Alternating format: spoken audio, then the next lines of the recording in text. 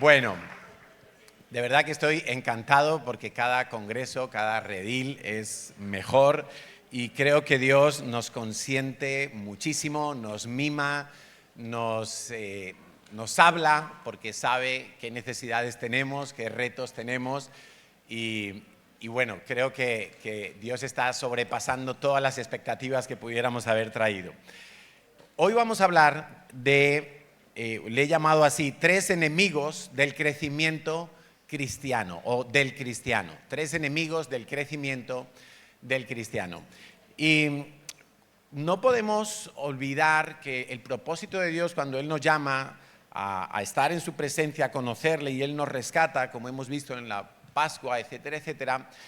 La palabra de Dios está llena de motivaciones al crecimiento, al desarrollo, a la formación, a la maduración, como nos hablaba ahora la pastora. Eso es lo que está en la mente de Dios para cada uno de nosotros. Dios no nos recibe en su reino para que nos quedemos tal cual hemos llegado, sino que Dios está mirando una transformación, un crecimiento. Y dice en Efesios capítulo 4, versículos 13... Voy a leer varios versículos sueltos. Dice, hasta que todos lleguemos a la unidad de la fe y del conocimiento del Hijo de Dios, a un varón perfecto. Ha dicho todos, lleguemos hasta allí, a la medida de la estatura de la plenitud de Cristo. 15, sino que siguiendo la verdad en amor, crezcamos en todo en aquel que es la cabeza, esto es Cristo. 16, de quien todo el cuerpo bien concertado y unido entre sí por las coyunturas que se ayudan mutuamente según la actividad propia de cada miembro, recibe su crecimiento para ir edificándose en amor, edificándose. En la palabra de Dios encontramos esa estructura muchas veces. Estamos llamados a crecer, a desarrollarnos, a multiplicarnos, a ser transformados, pero lo cierto también es que hay un enemigo de Dios que es también un enemigo nuestro y se presenta en 3 frentes diferentes. Si hay enemigos, hay conflicto, hay batalla y es un conflicto intenso. La mala noticia es que dura toda la vida, no es un ratito. La pastora nos hablaba hace un momento de temporadas, pero hay temporadas que se van a ir quizás repitiendo a lo largo de nuestra vida porque el conflicto espiritual, la batalla espiritual es intensa, es permanente, es constante y no podemos ignorarla, no podemos creer que a nosotros no nos va a tocar. No en vano, uno de los nombres de Dios es Yahweh Sabaoth, Jehová de los ejércitos, ¿no? ¿Por qué Dios tendrá ese nombre? Y de hecho así se revela al pueblo de Israel. Bueno, pues porque hay una batalla. Pablo en sus cartas utiliza un lenguaje bélico, utiliza un lenguaje de soldados, de atletas que tienen que prepararse, competir, esforzarse, llegar a la meta. Bueno, todo eso lo tenemos que tener presente. Vivimos una batalla, estamos en una batalla espiritual, nos toca hacer nuestra parte. Dios sin duda hará su parte, pero esta batalla es real y es para todos los que ingresan al reino de los cielos, para todos los que llegan a ser familia de Dios. El Señor dijo que desde Juan el Bautista el reino de los cielos sufre violencia y esa violencia es una violencia espiritual, es muy real, tan real como la empanada que te has comido esta mañana. Y si no quieres aceptar ese combate, entonces ya lo has perdido. Y si quieres ignorar ese combate, entonces ya lo has perdido. Y si eres de los que solo quiere las bendiciones, la prosperidad y el milagro, etcétera, etcétera, y no quieres presentarte a la batalla, entonces habrás perdido ese combate y vas a tener pérdida. Entonces, vamos a hablar de 3 enemigos.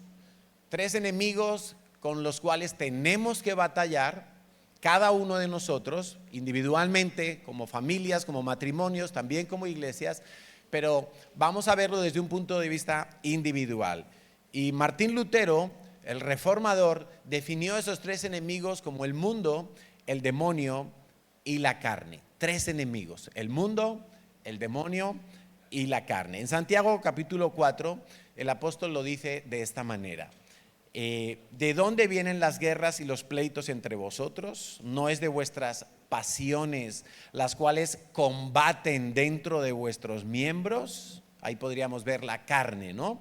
Codiciáis y no tenéis, matáis y ardéis de envidia, no podéis alcanzar, combatís y lucháis, pero no tenéis lo que deseáis porque no pedís.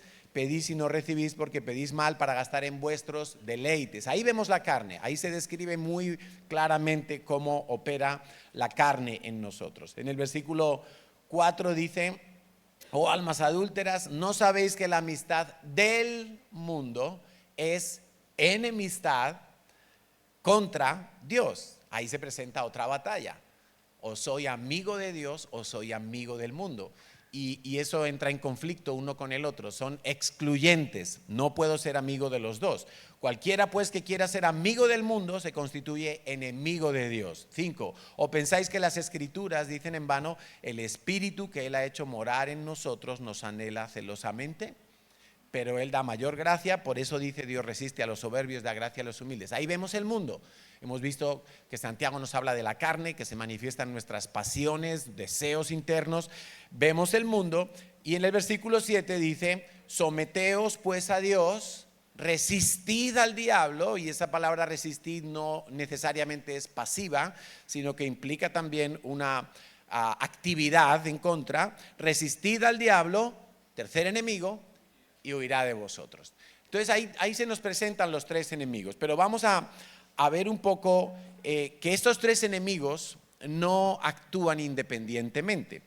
Podríamos decir que la carne nuestra está cautivada y seducida por este mundo en el cual opera Satanás. Me está llamando Esther Martínez, no sé por qué. A ver.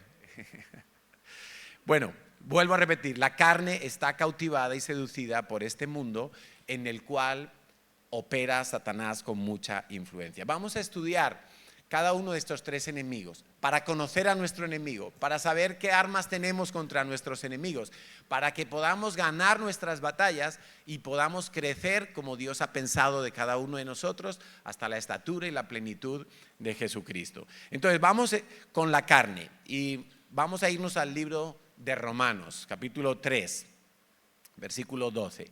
Dice: la noche está avanzada y se acerca el día. Desechemos pues las obras de las tinieblas, vistámonos las armas de la luz, andemos de día honestamente, no en glotonerías, borracheras, no en lujurias, lascivias, no en contiendas y envidia, sino vestíos del Señor Jesucristo y no proveáis para los deseos de la carne. Entonces la carne tiene una característica y vamos a entender que la carne es algo más que el cuerpo físico, que nuestra parte material, pero la carne tiene una característica, es que tiene deseos. No necesariamente son malos. Y lo curioso es que este pasaje, que es como muy explícito, ¿no? No andemos en glotonerías, borracheras, lujurias, lascivias, contiendas, envidias, sino vestidos del Señor Jesucristo. Bueno, alguien que todos hemos oído hablar de él, que es San Agustín, conocido como San Agustín en el mundo católico, Agustín de Hipona, se convirtió leyendo este pasaje, este versículo, este trocito de la Biblia. Y resulta que él venía de una familia creyente, su mamá le había tratado de inculcar el evangelio, pero él siempre se había resistido. Y un día, después de una noche entera de pasar en fiesta, está volviendo a casa un poco, podríamos llamar como con resaca, y está ahí como medio mal, y pasa por un parque y ve a unos niños jugando a un juego en el que decían una frase que quiere decir recoge y lee. Ellos hablaban en latín, supongo, no sé, y recoge y lee. Y era un juego de niños y él oye eso y sigue caminando y se encuentra un Nuevo Testamento allí mismo en ese parque, en ese jardín. Y coge el Nuevo Testamento y él dice, bueno, acabo de escuchar recoge y lee. Pues recojo y abre el Nuevo Testamento al azar y le sale este versículo. Y Dios le estaba hablando tan claramente, ¿no? Porque él venía de todo eso que describe el versículo y él se convierte, entrega su vida al Señor. Y Agustín, San Agustín, conocido comúnmente, escribe después de sus años de conversión, y la mayoría de los teólogos y de los historiadores creen que fue el más grande teólogo de los primeros siglos de la Iglesia cristiana, incluso de los primeros 1000 años, y él escribe un libro en su vejez y le llama Confesiones. Yo no tenía ni idea de la existencia de ese libro, pero me lo acabo de comprar y lo he empezado a leer, y entonces él empieza a leer, él empieza a detallar cómo ha sido su vida desde que era un infante y casi no recuerda su infancia hasta el momento que se convierte, etcétera, etcétera. Y qué curioso que él dice, de todos los pecados que yo he cometido, y él había cometido muchos pecados vergonzosos, había tenido hijos ilegítimos, había bebido y se había emborrachado muchas veces, etcétera, etcétera. Dice, el pecado que más vergüenza me da de haber cometido en mi vida es que una vez, cuando era niño, con mis amigos, fuimos donde el vecino y le robamos las peras de su árbol. Y tú dices, pero a ver, ¿cómo puede ser que ese pecado que es de niños, o sea, eso es como una gamberrada, ¿no? ¿Y cómo puede ser que ese pecado sea el que más vergüenza le produzca? Cuando había tenido sexo fuera del matrimonio, cuando había tenido borracheras, etcétera, etcétera, pecados como mucho más. Y él lo explicaba diciendo, mira, yo puedo entender que un hombre cometa fornicación o adulterio, no lo justifico, pero puedo entenderlo porque fisiológicamente hay una necesidad, y en un momento dado pues podemos ser engañados, y por satisfacer esa necesidad fisiológica pues alguien puede cometer ese tipo de pecado sexual. Puedo comprender que un hombre que tiene hambre decida robar algo en la panadería para dar de comer a su familia. No lo excuso, no lo justifico, pero puedo llegar a comprenderlo. Hay una necesidad, y entonces dice él en su libro, pero yo no tenía ninguna necesidad de robar las peras, porque no me gustan las peras. Simplemente, dice él, simplemente lo hice por el placer de robar. Cuando yo estaba leyendo ese libro, pues yo me acordaba de mi juventud. Y resulta que a mí me pasó exactamente igual. Lo que pasa es que yo robaba donuts, y sí que me gustaban los donuts en el Alcampo. Pero no tenía, o sea, yo tenía dinero para pagarlos. No tenía la necesidad de robarlos, pero era el placer, la adrenalina de irte sin pagar después de comer un bocadillo de calamares en un bar de Malasaña.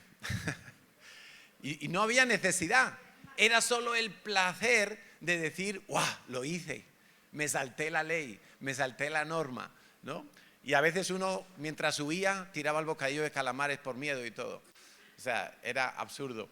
Pero qué tremendo lo que nos está diciendo Agustín en su libro y en su reflexión, si todos podemos llegar a ese mismo punto, es que dentro de nosotros hay unos deseos tan fuertes a veces que nosotros vamos a intentar satisfacerlos de cualquier manera. Y a veces es simplemente el deseo de quebrantar la ley, pero no hay una necesidad real en tu vida para tener que quebrantar esa ley.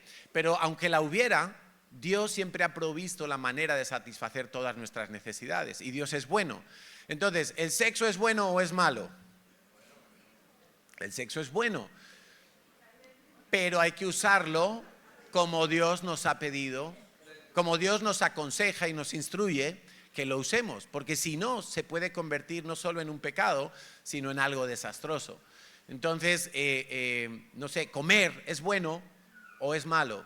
Pues comer es una necesidad, de hecho, pero tenemos que aprender a comer saludable, porque si no lo hacemos vamos a poder enfermar, vamos a poder tener una peor condición física, etcétera. Entonces, la batalla contra la carne no es simplemente que yo tengo que dominar mi cuerpo físico, es mucho más. La batalla de la carne es el poder del pecado que quiere reinar en nuestra naturaleza humana caída, separada de Dios, en contra de la influencia que el Espíritu Santo quiere hacer sobre nosotros en nuestro nuevo hombre.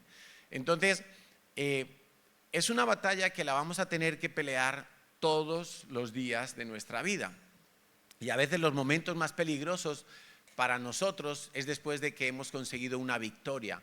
Es después de que hemos estado, por ejemplo, en un congreso y hemos como flotado con el Señor y estamos contentos y Dios nos ha hablado y parece que todas las cosas se están ordenando correctamente y que empiezo a ver cómo enfrentar un problema y una solución para esto que yo traía. Y resulta que vuelvo a la ciudad y si yo me descuido, empiezo otra vez a querer satisfacer mis deseos de cualquier manera. De forma que cuando yo llego a la vida cristiana, ocurre un fenómeno. Hay gente que dice, es que desde que me convertí se han multiplicado mis problemas. ¿Os ha pasado eso? ¿Sí o no? No a todo el mundo le tiene que haber pasado eso. Pero a veces pasa eso, que uno se convierte y está en el primer amor y está uno disfrutando de todo. O sea, ya da gracias hasta por la hormiguita que se le metió en el zapato, porque es creación de Dios. Y está uno feliz, pero de repente la familia se viene en tu contra, quizá pierdes el trabajo, no sé, empiezan a aparecer diferentes problemas de repente. ¿Y por qué es eso? Bueno, seguramente esos problemas estaban ahí, pero tú tenías la luz apagada y no los veías. Entonces, cuando nosotros vivimos sin Cristo, antes de recibir a Cristo en nuestras vidas, nosotros estamos acostumbrados a pecar de tal manera que ya no nos duele pecar. O sea, la primera vez que yo me emborraché cuando era joven, pues me asusté y pensé, si se enteran mis padres me van a matar. Pero cuando lo hice muchas veces, ya no me asustaba. No me asustaba conducir el coche estando ebrio. ¿Por qué? Pues porque mi corazón se había endurecido. Eso es lo que provoca la práctica del pecado. Y antes de recibir a Cristo, nosotros veníamos en un estilo de vida donde muchas cosas eran malas, eran pecado, las estábamos satisfaciendo ilegalmente, pero nuestro corazón ya se había cauterizado, estábamos endurecidos. No nos asustaba pecar. La primera vez que yo metí la mano en el monedero de mi madre para quitarle unas cuantas pesetas, yo tenía susto en el cuerpo, pero después que lo hice varias veces, ¡qué guay! Ahora me voy a comprar esos cromos que mi madre no me quiere comprar. Y ya perdí el miedo y ya perdí el susto, porque el corazón se endurece. Llegas a la vida cristiana y de repente te das cuenta que robar es pecado, que mentir es pecado, que engañar a tu jefe es pecado, que etcétera. Y entonces dices, uy, tengo muchos problemas ahora. No, los problemas ya estaban. Simplemente ahora se encendió la luz y los estás viendo y los estás identificando y los empiezas a batallar y los empiezas a trabajar. Y eso es la lucha contra la carne, porque nuestra inclinación natural, la del viejo hombre, va a ser querer satisfacer todos los deseos que tenemos por fuera de la voluntad de Dios. Y cuando digo por fuera de la voluntad de Dios, puede ser en forma, pero puede ser también en tiempo, ¿no? Por eso algunas parejas dicen, bueno, si nosotros nos queremos, ¿por qué no podemos acostarnos antes del matrimonio? Si nos queremos, si nos amamos con locura. Bueno, eso es antes de tiempo, ¿sí? Y también fuera de forma, porque es el pacto del matrimonio lo que va a proteger el área sexual. Y así podríamos poner todos los ejemplos que queramos. Hacer cualquier cosa en esta vida, aún las necesidades más urgentes y primordiales, como puede ser comer o buscar un trabajo o ganar un sustento, cualquier necesidad de esta vida, si nosotros la satisfacemos fuera de la voluntad de Dios, estamos siendo carnales, estamos perdiendo la batalla contra la carne. Ahora, a veces decimos, ¿puede un cristiano ser carnal? Bueno, en español es más fácil. Un cristiano puede en un momento dado estar carnal, pero ser todo el tiempo carnal, eso es una incoherencia. Un cristiano carnal todo el tiempo es que es un no cristiano carnal. ¿De acuerdo? Yo sé que en nuestro Conecta te pone que hay 3 tipos de cristianos, ¿verdad? ¿Nos acordamos de eso todavía o no? O sea, 3 tipos de personas, natural, el espiritual y el carnal. Pero el carnal es en un día tonto. No toda la vida carnal. Si toda la vida es carnal, es que es natural. Esto es natural, elemental, ¿no? Dice Romanos 8 del 5 al 8, porque los que son de la carne piensan en las cosas de la carne. Es decir, les preocupa mucho sus deseos, les preocupa mucho estar completamente satisfechos todos sus deseos. Entonces, me quiero casar, pues la primera que encuentro me caso con ella. No, pero espera, primero conócela, ¿no? Entonces, los que piensan en la carne, los que son de la carne piensan en las cosas de la carne, pero los que son del Espíritu, con letra mayúscula, los que son de Dios, piensan en las cosas del Espíritu. ¿Y cuáles son las cosas del Espíritu? ¿Cuáles serán las cosas del Espíritu? Pues estoy pensando en hacer la voluntad de Dios, estoy pensando en el reino de Dios, estoy pensando en darle gloria a mi Señor, estoy pensando en parecerme a Jesucristo. Pero el que es de la carne, el que está inclinado a seguir haciendo las cosas como las hizo toda la vida, entonces va a pensar todo el tiempo en las cosas de la carne. Necesito más dinero, necesito sexo, necesito comer, necesito. La necesidad se vuelve Dios y entonces solo vivo para eso. Y ahí es donde yo pierdo esa batalla. Dice el versículo 6, el ocuparse de la carne es muerte. Ahora, fíjate que dice el ocuparse de la carne es muerte. O sea, cuando tú estás enfocado en esta vida, en satisfacer todos los deseos que tienes, eso te va a conducir a la muerte, eso te va a conducir al hoyo, eso te va a llevar preso, cautivo, espiritualmente hablando. Pero el ocuparse del Espíritu es vida y paz, por cuanto los designios de la carne son enemistad contra Dios, porque no se sujetan a la ley de Dios, ni tampoco pueden, y los que viven según la carne no pueden agradar a Dios. Qué terrible. Todos hemos estudiado 1000 veces que sin fe es imposible agradar a Dios, ¿sí o no? Bueno, aquí tienes otra condición para no agradar a Dios. Cuando tú vives según la carne. ¿Qué me apetece? ¿Qué deseo en este momento? ¿Deseo dar una respuesta áspera porque mi esposa me habló de aquella manera? Entonces se la doy. ¿Deseo vengarme porque alguien me ofendió? Entonces me vengo, porque lo deseo, porque siento que eso tiene que ser, ¿sí? Entonces, cuando hablamos de carne, no necesariamente estamos hablando de una orgía, no necesariamente estoy hablando de una borrachera. Estamos hablando de una necesidad mal suplida, suplida incorrectamente, sin tener en cuenta los parámetros de Dios. Y eso es un grave problema.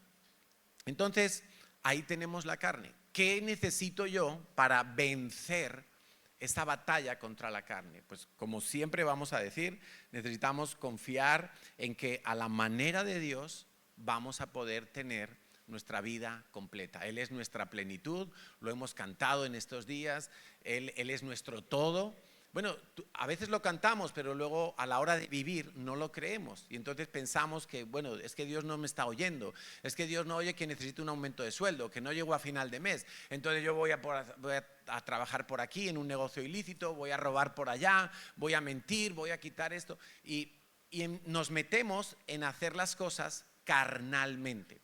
Y entonces nos estancamos espiritualmente. Acuérdate que si tú vives carnalmente, tu crecimiento espiritual se estanca. Es contrario a los designios de Dios y del Espíritu. Vivir conforme a la carne o vivir conforme al Espíritu. Entonces, la batalla contra la carne la vamos a ganar creyendo, confiando que lo que Dios dice es verdad, esperando en el Señor, deleitándome en el Señor, no dejándome, como explica Carlos Catari en su libro y en su temática, no dejándome llevar de todo lo que siento y deseo en algún momento dado, por muy lícito que sea, ¿no? Y allí entra Corintios, todo me es lícito, pero no todo me conviene, no todo me edifica. Entonces, no es a cualquier precio que yo me tengo que satisfacer, porque si lo hago carnalmente, no crezco. Al revés, me estanco y puede que retroceda. ¿Estamos claros con la carne? Bueno, lo que nos dice la palabra de Dios es que la carne la tenemos que crucificar cada día. O sea, ojalá pudiéramos crucificar, no sé, al demonio y expulsar la carne, pero es al revés. Tenemos que crucificar la carne. O sea, lo que deseo, ¿cómo lo crucifico? No es que me tengo que flagelar, sino que digo, bueno, Señor, yo tengo este deseo, pero voy a esperar en ti, que tú me vas a suplir. Y si no es el tiempo que tú me lo vas a suplir, entonces tú lo vas a menguar. Pero yo voy a creer en el Señor, que a su manera funciona, que a su manera hay resultados, que a su manera hay crecimiento. Entonces, esta es la batalla contra la carne y la tenemos todos los días de nuestra vida, todos y cada uno de los que estamos aquí y los que nos están viendo por YouTube, que por cierto les mandamos un saludo. Entonces, es la batalla de la carne, ese es uno de nuestros enemigos. Vamos a por el segundo, el mundo. El mundo evidentemente no está refiriéndose al planeta, no es un lugar físico de lo que está hablando la palabra de Dios, sino que Jesús, cuando Él oró, y se comentó en estos días en los temas que Jesús oró por ti, ¿verdad? Allí en la última cena con sus discípulos, Él oró por sus discípulos, pero oró también por cada uno de los que estamos aquí sentados. Y mira cómo oró el Señor Jesús. Juan 17, versículo 14, dice, yo les he dado tu palabra y el mundo los aborreció. No está hablando del mundo físico, no está hablando de la ONU, de las naciones de la tierra, no está hablando de eso, sino que ahora lo vamos a entender. Porque no son del mundo, como tampoco yo soy del mundo. Pero Jesús estaba en Jerusalén en ese momento. ¿Qué mundo se está refiriendo? Vamos a verlo. Versículo 15. No ruego que los quites del mundo, sino que los guardes del mal. O sea, Dios sabe que cuando nosotros estamos viviendo aquí y ahora, estamos en lo que la Biblia llama mundo, que ahora vamos a definirlo, todo este sistema que nos envuelve. Pero Jesús oró al Padre, Padre, no los quites del mundo, no los lleves todavía al reino de los cielos, no los pases todavía de esta vida, pero guárdalos del mal. De hecho, el mal ahí es el maligno. Como tú, dice el versículo 18, como tú me enviaste al mundo, así yo los he enviado al mundo. Y no ruego solamente por estos, sino por ti también, por cada uno de los que estamos aquí y que habíamos de venir por la palabra de ellos. Entonces,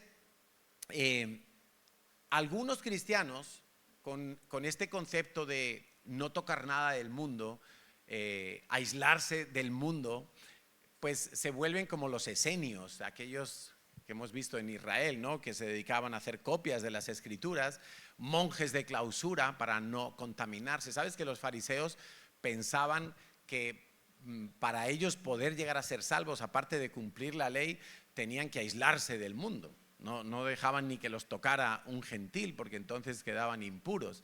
Hasta ese punto pensaban ellos que eso significaba el mundo y separarse para Dios. Pero no tiene nada que ver con eso, sino que más bien estamos hablando de todas las cosas que suceden y nos afectan en esta vida, desde la política, las leyes, las modas, las filosofías, costumbres, tradiciones, pecados, festividades, etcétera, etcétera. Y la palabra de Dios nos dice que no nos unamos en yugo desigual con todo eso, pero sin embargo tenemos que estar allí. Y Jesús dice, yo los envío al mundo. Tenemos que presentar la batalla contra el mundo en nuestras vidas. Y es bien complicado porque tenemos que ser capaces de estar en medio, pero sin ser absorbidos, sin enyugarnos con el mundo y ser guiados como el mundo se guía. Y esta es una tensión que la vivimos todos los días, cada uno de nosotros. Ojalá viviéramos en un país donde la Constitución fuera la palabra de Dios, ojalá viviéramos en un país donde los gobernantes fueran temerosos de Dios, pero no es así. Y de hecho el mundo entero no es así, hablando ahora sí del planeta, no es así. Más bien todo lo que vemos está conformándose siempre en contra de la verdad de Dios, en contra de Jesucristo, en contra de los mandamientos, en contra de las leyes que Dios ha establecido. No debo enyugarme y yo tengo que ser lo suficientemente maduro para que en el momento en que, estando en medio de una situación, yo me doy cuenta que eso no me conviene, yo me tengo que bajar de ese barco. Pero hay cristianos que dicen, bueno, no, yo no voy a la reunión de padres del colegio porque aquello es del mundo. Yo no me voy al gimnasio porque aquello es del mundo. Yo en la iglesia todo el tiempo. No, no se trata de eso. Nosotros tenemos que estar en el mundo y de hecho tenemos que estar en el mundo porque tenemos que ser luz, tenemos que ser sal, tenemos que influenciar hasta donde Dios nos permita el entorno en el que nos movemos, sabiendo que no vamos a cambiar todo el entorno. No podemos ser utópicos en ese sentido, porque eso solo va a ocurrir cuando venga Jesucristo a reinar y establezca su justicia permanente y eterna.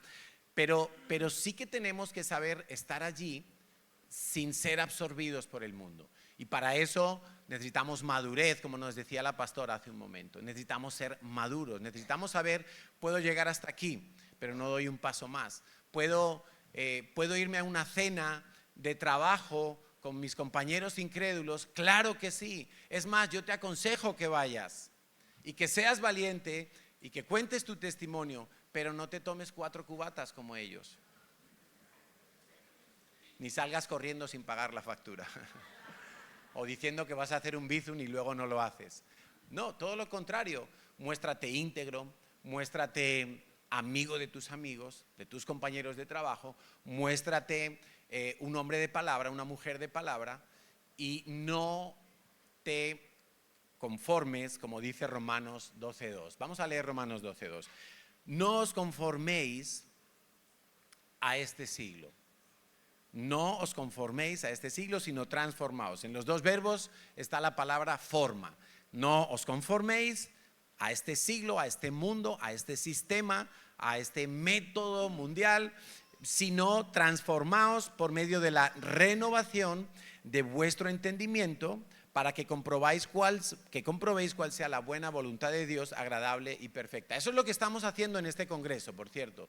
Este congreso es como, una terapia intensiva para renovar nuestra mente, para detectar errores que ya habíamos incorporado a nuestro sistema de valores y que no son de Dios. Y entonces de repente, es como una actualización, ¿no? Como el software, actualización, un parchecito, nos instalamos y de repente, funciono mejor, ya no me quedo colgado. Y dice, no os conforméis, sino transformaos. La palabra forma allí quiere decir una estructura. No pensemos simplemente en una forma de que esto es rectangular, esto es redondo, es una estructura, es todo un sistema. Y dice, no te conformes, no tomes la misma estructura, el mismo sistema que el mundo que te rodea. No utilices los mismos valores. Para muchos cristianos, la ley del gobierno está al mismo nivel o más alto incluso que la palabra de Dios, porque perdieron la batalla contra el mundo y creen que lo legal es lo lícito. Creen que lo que el gobierno dice que es aprobado o lo que el gobierno dice que es castigado, eso es lo que nosotros tenemos que hacer. Y se bajaron entonces de la ley de Dios y se metieron a la ley del mundo. Yo no digo que tenemos que ser rebeldes contra la ley del mundo, pero cuando haya conflicto yo tengo que saber escoger. Cuando haya conflicto entre la ley de Dios y lo que me dice el mundo, el sistema, entonces yo tengo que ser maduro, valiente, fe y escoger lo que Dios dice en su palabra. Por eso dice, no te conformes, no tengas la misma forma que todo lo que te rodea. Pero es que ahora se pueden casar 2 hombres. Sí, eso dice la ley. Es que se puede abortar, ya no es delito. Eso dice la ley de los hombres. Pero si yo me baso en eso, yo me estoy conformando al mundo. Es que me quiero ir de casa en cuanto cumpla 18 años. Yo era de esos. Y eso es del mundo, porque eso es no honrar a tus padres. Quiero decir, tenemos que estar muy alerta y muy pendientes, como nos decía Eduardo Youssef, porque el ataque y el intento del mundo por absorbernos es continuo. Todo el tiempo yo tengo que estar mirando qué dice el mundo, pero qué dice Dios. ¿Por qué? Porque estamos en este mundo. Porque yo también tengo que pagar impuestos. Porque también me tengo que parar con el semáforo en rojo. Porque también en mi escuela, en la escuela de mis hijos les van a decir que un chico puede ser chica y una chica puede ser chico y es legal, pero no es de Dios. Y yo tengo que pelear esa batalla contra todo ese sistema.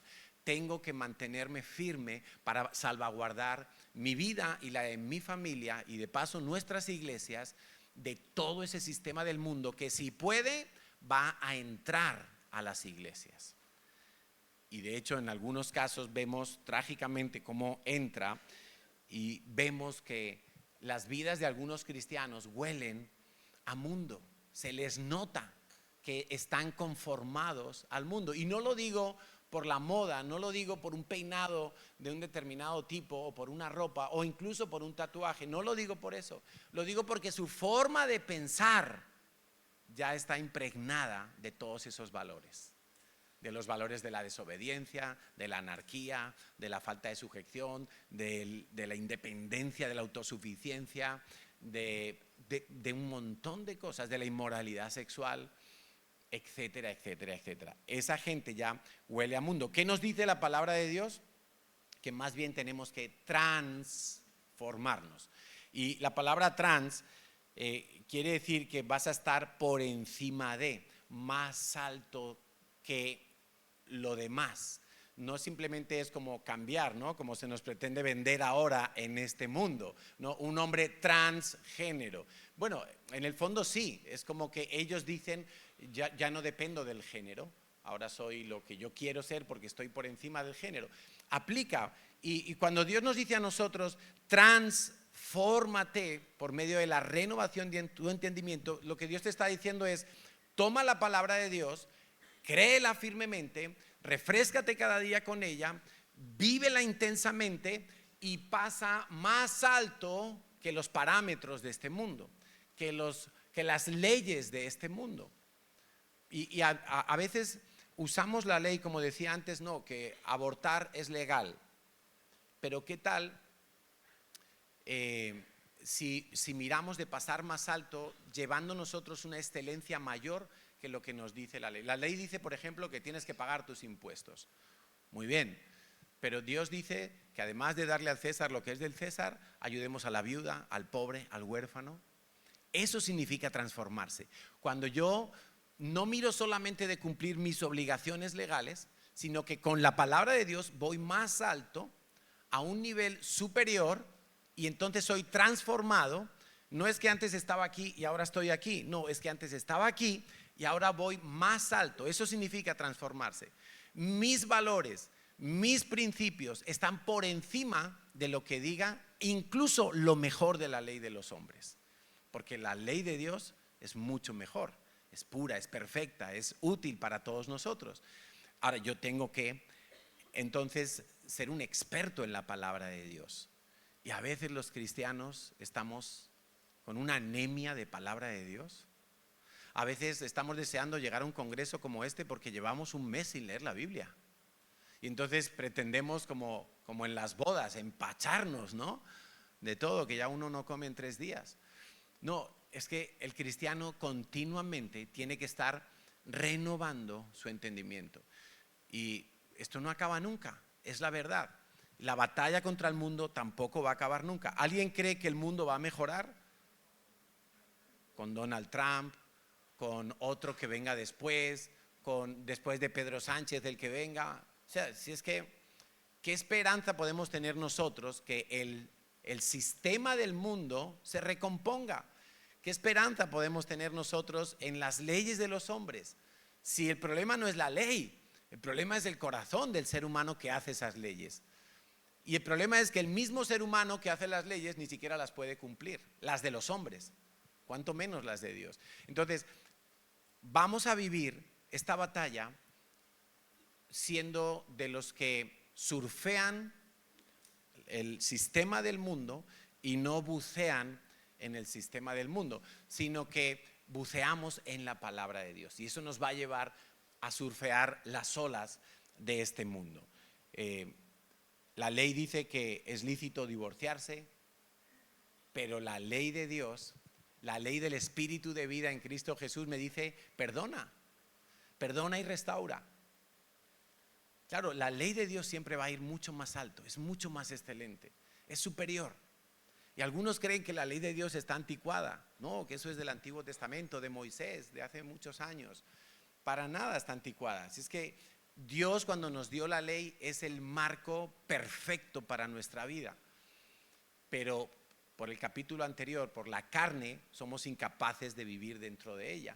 Pero entonces, cuanto más renovados estemos, cuanto más llenos de la palabra, llenos de fe en la palabra de Dios estemos, más difícil será que yo me someta a los preceptos de este mundo y al sistema de este mundo. No se trata simplemente de una transformación exterior, mujeres que no se maquillan, que no llevan pantalones, hombres que no se dejan el pelo largo, etcétera, etcétera. Eso es una no conformidad superficial, exterior, no sirve. Se trata más bien de el interior, renovar la mente, renovar el corazón. Cuando hemos hablado de la carne hemos dicho que el hombre que es carnal piensa en las cosas de la carne. Míralo de esta manera: pon tu mente o en las cosas de la carne o en las cosas del espíritu. Si tú pones tu mente en las cosas del espíritu, en lo que Dios te va revelando, en lo que Dios te va enseñando y Dios te va instruyendo, entonces tú vas a ser alguien que agrada a Dios. Vas a ser alguien que vive espiritualmente, que vence al mundo y que no se deja absorber por el mundo.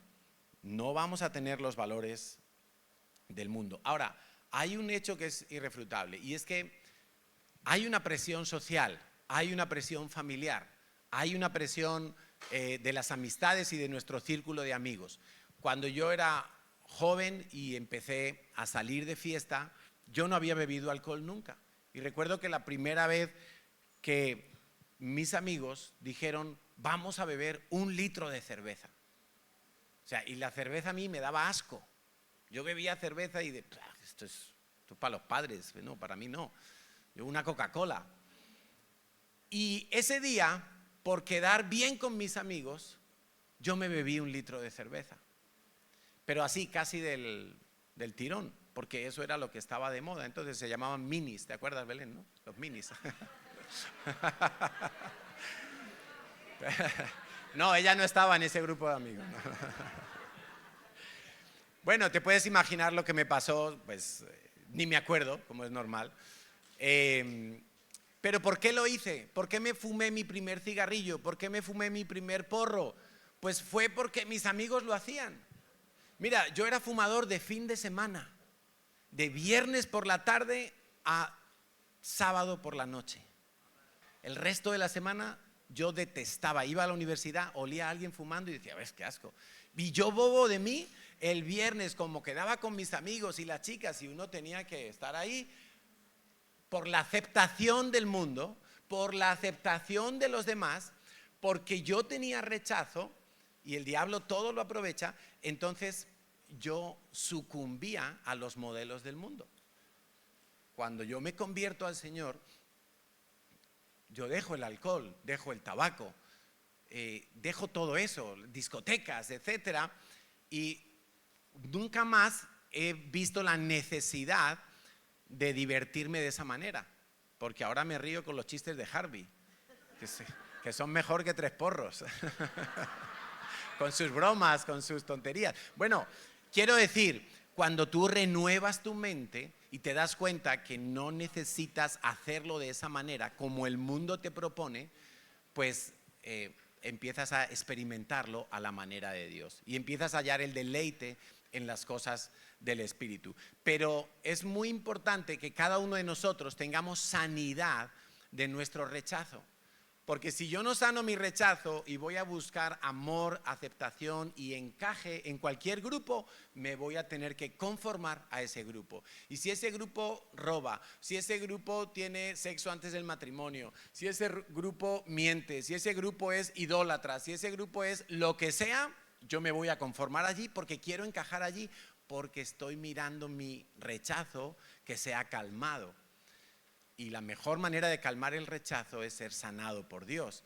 Y cuando tú experimentas el amor de Dios y te das cuenta que donde tú encajas ya no es en aquella cantera de la cual fuiste cortado, sino que ahora es una piedra viva en el edificio de Dios, entonces tú descansas. ¿Va a querer rebrotar ese rechazo? Claro que sí, pero tú te vuelves a renovar, vuelves a creer en la obra de Dios en tu vida y sabes que encajas en la familia de Dios. Entonces ya no necesitas agradar a aquellas personas, ya no necesitas agradar a tu familia quizá, a tus amigos, a tu cónyuge incrédulo en ciertas cosas, sino que tú dices, bueno, voy a agradar a Dios, no me voy a someter a los dictámenes de este mundo. La manera en que ganamos la batalla del mundo es sanando nuestro rechazo y renovando nuestra mente con la palabra de Dios. Por eso somos tan pesados cuando hacemos el Conéctate en enseñaros la disciplina de leer la Biblia todos los días y de meditar en la palabra de Dios haciendo un resumen. Para eso es el resumen, para meditar en la palabra de Dios, para que tú pienses en lo que has leído.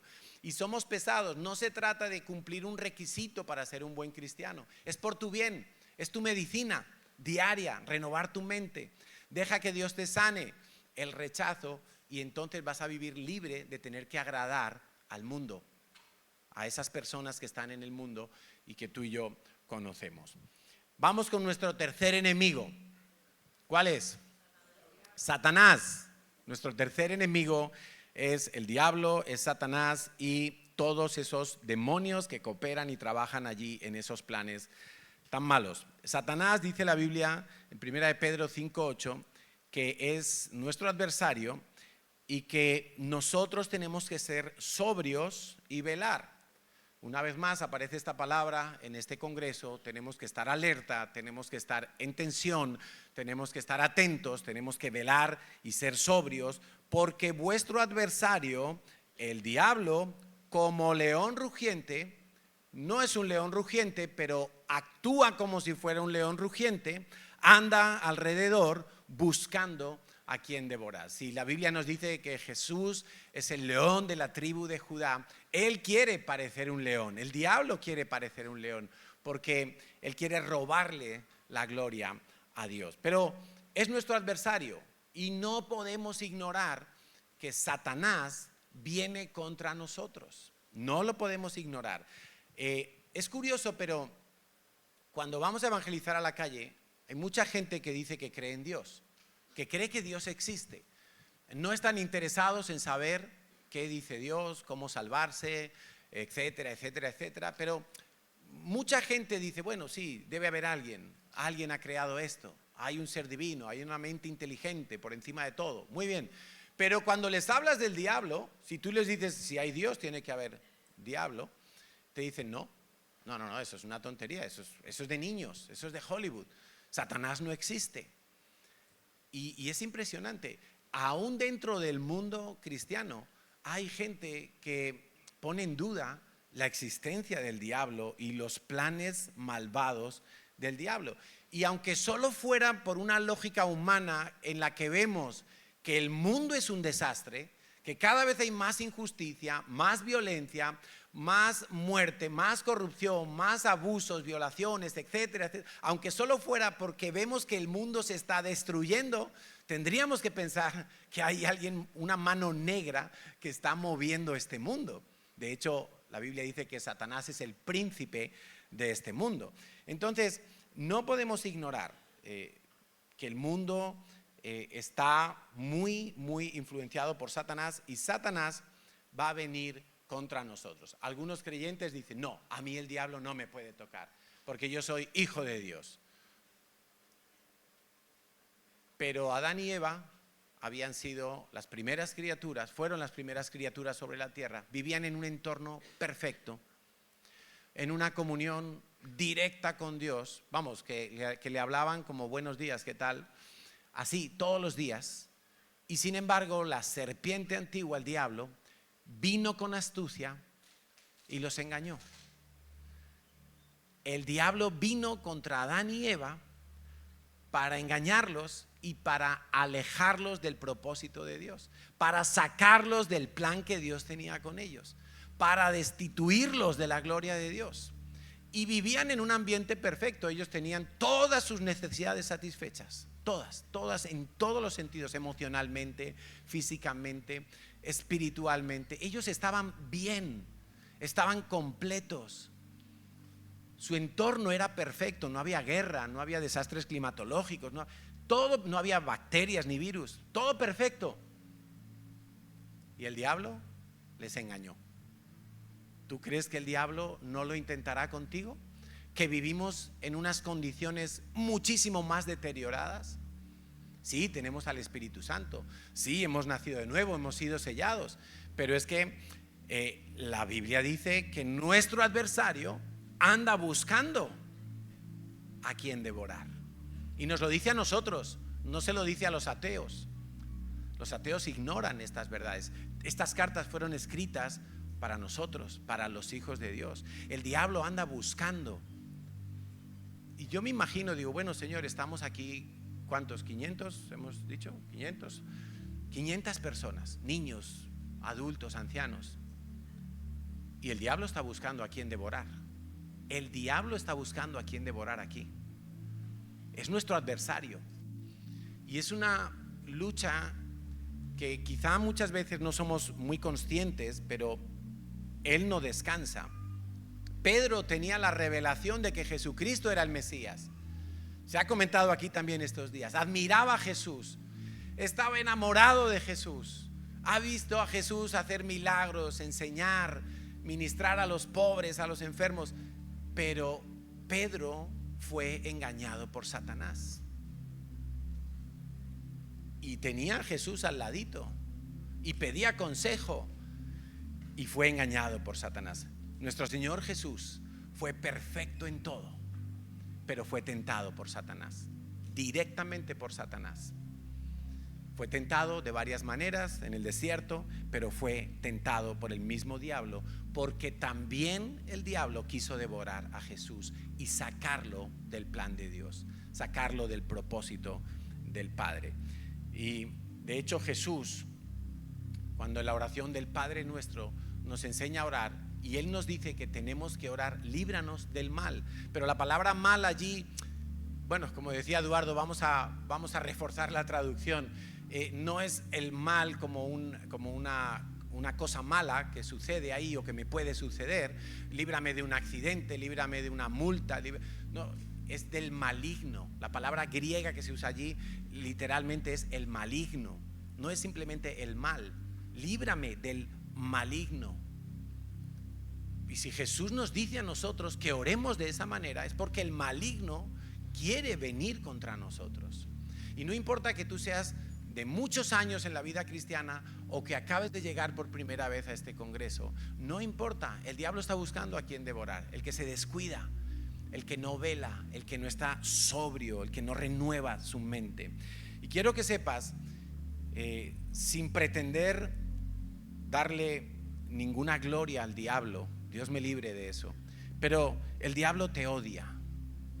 El diablo te odia. El diablo quiere impedir que seas lleno del Espíritu Santo. El diablo quiere que tengas poco fruto, que no adores ni sirvas a Dios, que no le des gloria a Dios. El diablo quiere sacarte de la iglesia, sacarte de la congregación. El diablo quiere destruir tu matrimonio. El diablo quiere destruir tu mente y que enloquezcas. El diablo quiere que no prosperes. El diablo quiere que tu hogar sea un desastre. El diablo quiere buscar y busca la manera de hacerte caer, de hacerte tropezar. Nunca, si tú ya estás en Cristo, nunca va a poder cambiar esa situación. Pero va a intentar que tu vida no pueda llegar hasta la estatura de Cristo. Y una de sus habilidades es hacerle creer a la gente que Él no existe. Dice 2 Corintios 2, versículo 10. Y al que vosotros perdonáis, dice Pablo a la iglesia, yo también lo he perdonado. Si algo he perdonado, por vosotros lo he hecho en presencia de Cristo, para que Satanás, y no necesariamente Satanás en persona atacando esa iglesia, puede ser demonios que él envía, para que Satanás no gane ventaja alguna sobre nosotros, porque no ignoramos sus maquinaciones. Cuando dos personas en la familia, en la iglesia, en el trabajo, tienen algo uno en contra del otro, si uno de los dos no toma la iniciativa de perdonar, el diablo va a aprovechar esa situación. Eso es una puerta entreabierta, una entrada legal para que Satanás pueda entrar a ese matrimonio, a esa familia, a esa iglesia, a esa célula, a ese ministerio, a esa empresa, y empezar con sus maquinaciones a hacer caer a la gente. Hurtar, matar, destruir es todo lo que él quiere. No ignoramos sus maquinaciones. Pablo lo tenía muy claro. Parece que Lutero también. Lutero tenía una percepción del diablo como muy, muy fuerte. Una vez cuenta que él estaba escribiendo en su habitación y pensó que el diablo estaba ahí como, que estaba ahí como al lado de la pared, y cogió el tintero y lo tiró, ¡pah!, porque pensaba que ahí estaba el diablo. O sea, era muy consciente de que el diablo se mueve, ¿no? Y esas maquinaciones que el diablo quiere llevar a cabo, cuando vemos nosotros en la iglesia falsos profetas, de los cuales hemos sido alertados que van a querer entrar encubiertamente, divisiones, herejías, abusos. En estos casos, en estos días hubo en Cataluña, en una iglesia, saltó un escándalo de abusos sexuales. Bueno, y tantas cosas que son tan malas, ¿no? Y uno dice, ¿cómo puede haber pasado esto? Bueno, eso no pasó en un día. Eso fue una maquinación que el diablo fue trabajando y preparando con mucha astucia, con mucha... Dice 2 Corintios 11:13, porque estos son falsos apóstoles, obreros fraudulentos, se disfrazan como apóstoles de Cristo. Y no es maravilla, porque el mismo Satanás se disfraza como ángel de luz. O sea, el diablo tiene esa habilidad. Se disfraza como ángel de luz. Así que no es extraño si también sus ministros, imagínate, sus ministros se disfrazan como ministros de justicia, cuyo fin será conforme a sus obras.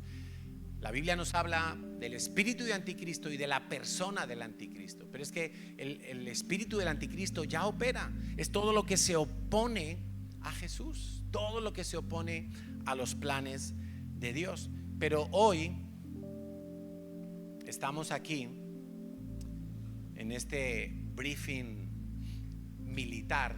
Cuando yo hice la mili, todas las mañanas los mandos de la base aérea donde yo servía en el ejército se reunían y tenían un briefing, una reunión donde planificaban el día, cuántos vuelos iban a hacer, qué maniobras tenían que ejecutar, etcétera, etcétera. Y esto es como un briefing para nosotros. Estamos entrenándonos para detectar a nuestro enemigo, para saber cómo atacarle, ¿sí? Nosotros aquí estamos desenmascarando al enemigo, desenmascarando sus maquinaciones, para denunciarle, para descubrirle, para prepararnos anticipadamente, para que cuando él llegue con sus maquinaciones, nosotros tengamos la ventaja y no la tenga él. Quiero que sepas que el diablo es más fuerte que tú, es más poderoso que tú, es más astuto que tú, es más inteligente que tú, es más perseverante que tú. Pero nuestro Señor Jesucristo no es menor que Él, es mayor que Él. Por eso, la manera en que nosotros tenemos que batallar contra Satanás, los demonios, sus maquinaciones, sus acechanzas, es como nos dice el apóstol Pablo en Efesios 6. Por lo demás, hermanos míos, fortaleceos en el Señor, en el poder de su fuerza, vestíos de toda la armadura de Dios, y de aquí saldrían varias predicaciones, para que podáis estar firmes contra las acechanzas del diablo, porque no tenemos lucha contra sangre y carne, sino contra principados, potestades, gobernadores de las tinieblas de este siglo, huestes espirituales de maldad en las regiones celestes. Por tanto, tomad toda la armadura de Dios para que podáis resistir en el día malo, y habiendo acabado todo, estar firmes. El diablo va a venir a intentar devorarte, a intentar zarandearte, a intentar hacerte caer, pero Dios ha preparado todo lo que tú necesitas para presentar esa batalla. Y puede que el diablo sea más fuerte que yo, y más perseverante y más constante en todas las cosas, pero cuando yo me pongo la armadura de Dios, lo puedo derrotar. Es lo que Dios me dice en su palabra. Entonces vamos a levantarnos, vamos a orar para presentar nuestras vidas delante de Dios, y que Él nos ayude de hoy en adelante. No solo aquí en este congreso, donde parece que espiritualmente todo es un poco más fácil, parece que todo es un poco más sencillo, parece que entiendo mejor la palabra de Dios, sino que cada día en mi casa yo pueda batallar contra mi carne, pueda batallar contra el mundo y pueda batallar contra el diablo y sus huestes de maldad, y estar firme y no ceder. Y eso me va a permitir ir creciendo. Ahora, cada vez que crezco, las batallas son también de otro nivel, son más fuertes, pero para cada nivel tú vas a estar preparado conforme a las promesas de Dios. No te rindas nunca. Y si el enemigo, la carne o el mundo, en algún aspecto ha conseguido derribarte, hoy es el día de levantarse, pedirle perdón a Dios y decirle: Señor, yo quiero pelear, no quiero huir del combate, no quiero, como la expresión que usábamos, tirar la toalla, se usa en los combates de boxeo, ¿no? Cuando el entrenador está viendo que le están machacando al otro, dice: no quiero que lo maten, tiro la toalla, ya me rindo. No, nosotros no somos de esos. Nosotros, en el nombre de Jesús, creyendo que Dios sí es más poderoso que el diablo, creyendo que tenemos una nueva naturaleza, creyendo que las leyes de Dios son mejores que las del mundo, vamos a ganar estas 3 batallas. Amén. Por eso, Padre, nos humillamos delante de ti. Te decimos, Señor, que queremos vivir para agradarte a ti, no a las personas, no a nosotros mismos. Queremos vivir para agradarte a ti. Queremos, Señor, que cada día de nuestra vida sea nuestro propio cuerpo, nuestra mente, nuestra alma, una ofrenda, un sacrificio vivo que traemos delante de ti. Queremos que sea aceptado porque está rociado con la sangre de Jesús. Queremos que sea aceptado, Señor, porque es para la gloria tuya. Sabemos que no podemos pagar nada de lo que tú has hecho por nosotros, pero hoy tomamos una determinación, Señor, que es agradarte a ti. No voy a agradar a mis sentimientos, no voy a agradar a las necesidades físicas de mi cuerpo. Señor, hoy voy a poner mi mente al servicio del Espíritu. Hoy voy a rendir mi voluntad a la voluntad tuya. Hoy voy a pedirte, Señor, que me ayudes cada día a ponerme esa armadura. Y quizá nos puede pasar como el joven David, que nunca se había puesto una armadura y no sabía pelear con ella. Pero, Señor, que sean tus armas en nosotros, que sea la plenitud de tu Espíritu. Tu palabra dice que después de describir toda la armadura, sobre todas las cosas, que oremos en todo tiempo, que oremos por todos los asuntos, que oremos por todos los santos. Y hoy clamamos, Señor, por todos los hijos tuyos que están aquí en este congreso, los que nos están viendo por internet. Señor, clamamos por cada vida, por cada familia aquí representada, por cada iglesia, por cada ministerio, por cada misión aquí representada. Señor, guarda a tus hijos del maligno. Guárdanos, Señor, de ser engañados por este mundo. Guárdanos, Señor, de vivir complaciendo nuestros deseos a cualquier precio. Guárdanos y líbranos, Señor, porque queremos parecernos a Jesucristo, no queremos parecernos al mundo. Queremos que nos digan como a Pedro: tú eres de ellos, hablas como ellos, te pareces a Él. Señor, queremos eso. Aunque el mundo nos aborrezca, nosotros queremos agradarte a ti y crecer hasta la medida de Jesucristo. Ayúdanos, Señor, ayúdanos. Y como parte de nuestra batalla, hoy queremos exaltar el nombre de Jesucristo, porque sabemos que también, Señor, de esa manera se ganan batallas. Cuando te damos a ti toda la gloria, cuando no le dejamos ningún espacio al enemigo, cuando no le permitimos ningún protagonismo.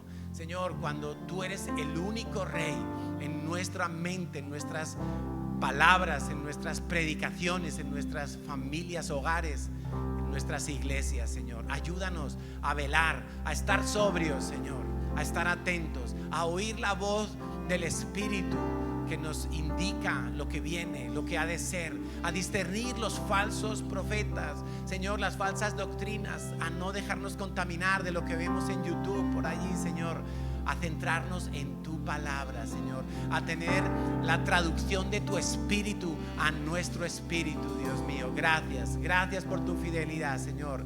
Te adoramos, te exaltamos.